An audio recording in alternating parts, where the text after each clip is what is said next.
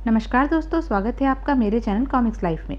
शुरू करते हैं मनोज कॉमिक्स की एक और मज़ेदार कॉमिक्स, जादूगर बौने। जादूगर बौने, कहानी विजय कुमार वत्स, चित्रकार हरविंदर मांकड़। सांझ का समय था। जयगढ़ देश की राजकुमारी दीपाली विप्रा नदी के तट पर उदास सी बैठी हुई थी। तभी उसे एक आवाज़ सुनाई दी। राजकुमारी दीपाली, तुम उदास क्यों बैठी हो? उसने चौंक कर इधर उधर देखा। उसे अपने आसपास कोई दिखाई नहीं दिया तो वह हैरान होती हुई बोली, कौन है जो मुझसे मेरी उदासी का कारण पूछ रहा है? तभी, राजकुमारी दीपाली, तुम जिस शिला पर बैठी हुई हो, मैं उसी शिला के नीचे बैठा मेंढक बोल रहा हूँ। राजकुमारी दीपाली ने शिला से नीचे उतरकर देखा तो वहां उसे सचमुच एक मेंढक बैठा दिखाई दिया। तो तुम हो? हाँ राजकुमारी जी, अब आप मुझे अपनी उदासी का कारण बताइए। तो सुनो, विप्रा नदी के तट पर टहलते समय हीरो जड़ी अंगूठी मेरी उंगली से निकलकर पानी में जा पड़ी है। मैं उसी अंगूठी के कारण शिला पर उदास सी बैठी हुई थी। ओह, तो यह बात है। राजकुमारी दीपाली, यदि मैं तुम्हारी अंगूठी विप्रा नदी से निकालकर ला दूं तो? क्या तुम सचमुच मेरी खोई हुई अंगूठी वापस ला सकते हो? क्यों नहीं, लेकिन नदी में से तुम्हारी अंगूठी निकाल कर लाने के बदले में तुम मुझे क्या दोगी राजकुमारी जी? तुम बताओ, बदले में तुम्हें क्या चाहिए?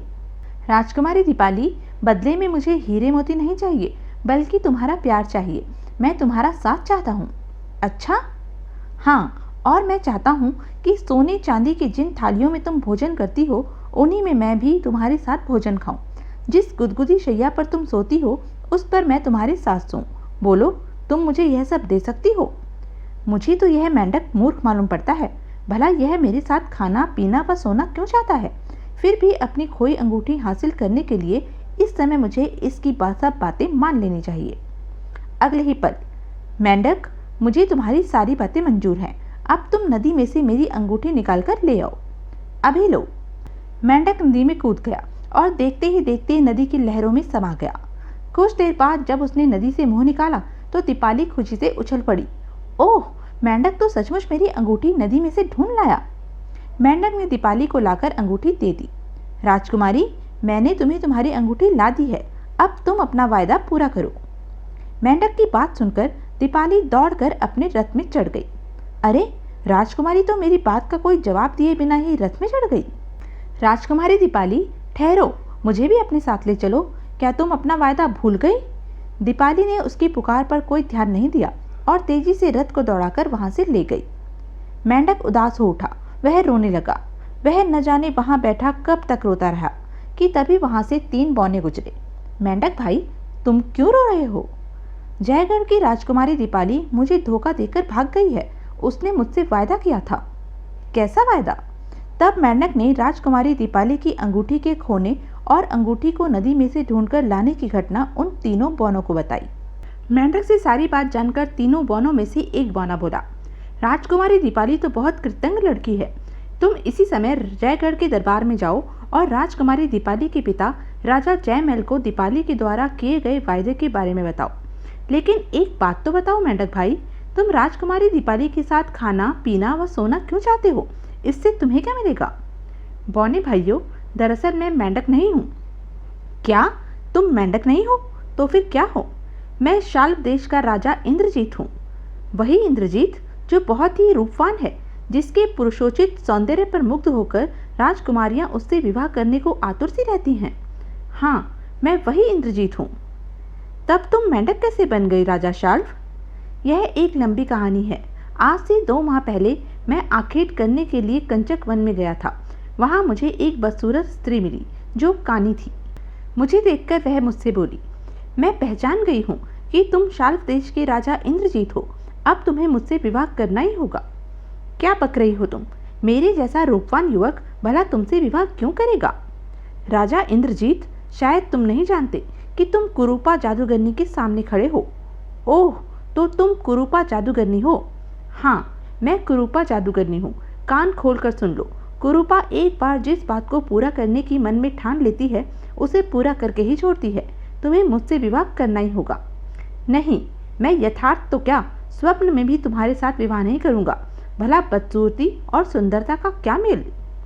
ओह, बहुत घमंड है तुम्हें अपनी सुंदरता का। ठहरो, अभी मैं तुम्हारा घमंड तोड़ती हूँ। कुरूपा जादूगरनी ने अगले ही पल आगे बढ़कर अपने हाथ की छड़ी मेरे शरीर से स्पर्श कराते हुए कहा, जा तू इसी समय बदसूरत मेंढक बन जा। अगले ही पल मैं मेंढक बन गया।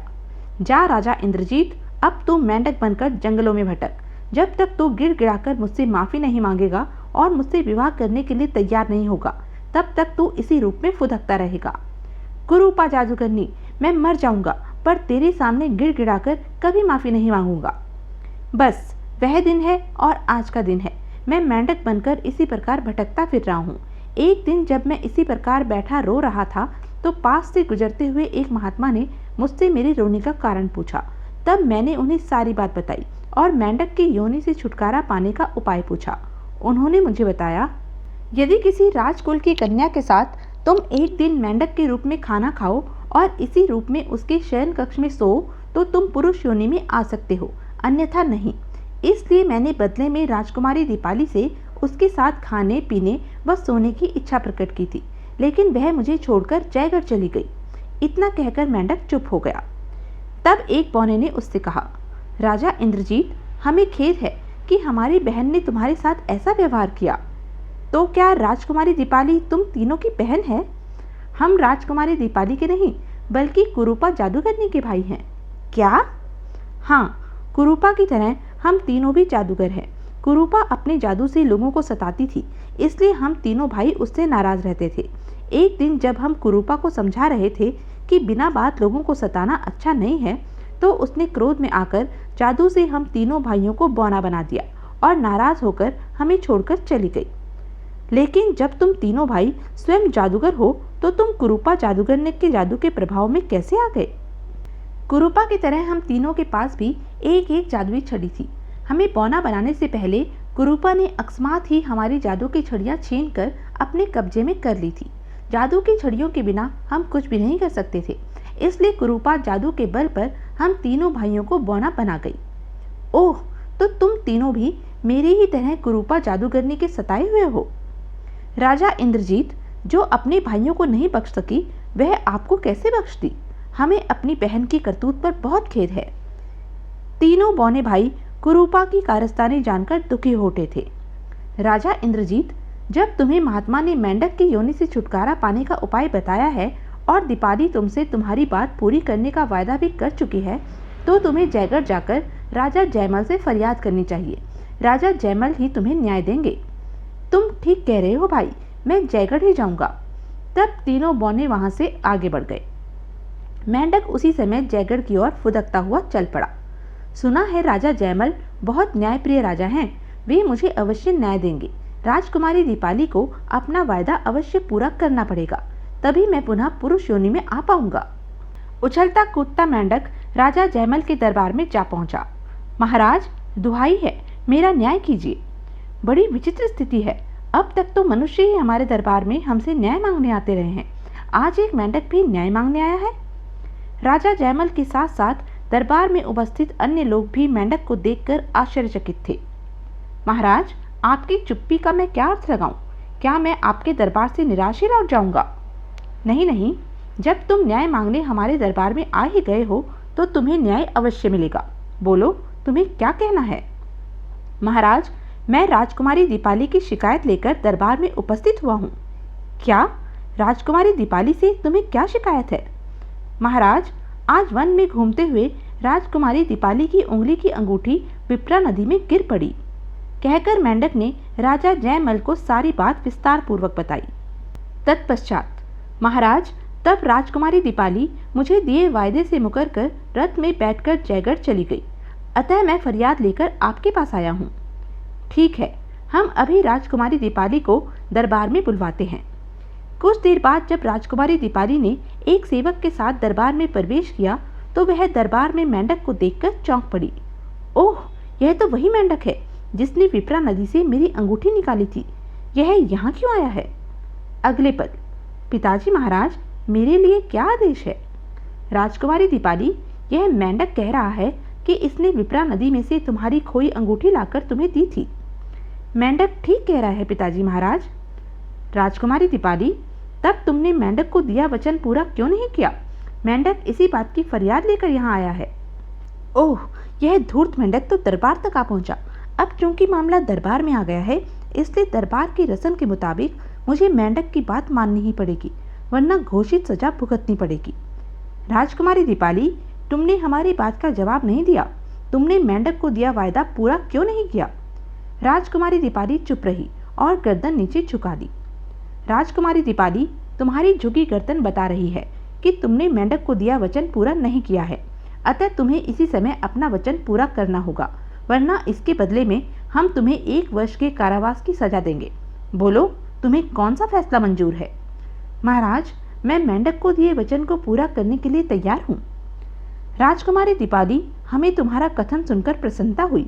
जाओ, मेंढक को साथ ले जाकर अपने वचन का पालन करो। जो आज्ञा पिताजी महाराज।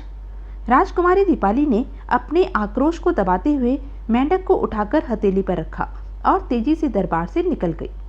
दरबार से चलकर वह सीधी भोजन कक्ष में आई। वहां पहुंचकर उसने दासी को आदेश दिया, जल्दी से 2 थालियों में खाना लगाओ। अभी लो राजकुमारी जी। दासी ने शीघ्र ही 2 थालियों में भोजन लगा दिया। तब अनमनी सी दीपाली ने मेंढक के साथ भोजन करना आरंभ किया। भोजन करने के पश्चात वह मेंढक से बोली, आओ, अब तुम्हें अपने शयन कक्ष में ले चलूं। चलो राजकुमारी। मेंढक को लेकर वह भोजन कक्ष से निकली ही थी कि उसका सामना अपनी जुड़वा बहन रूपाली से हो गया।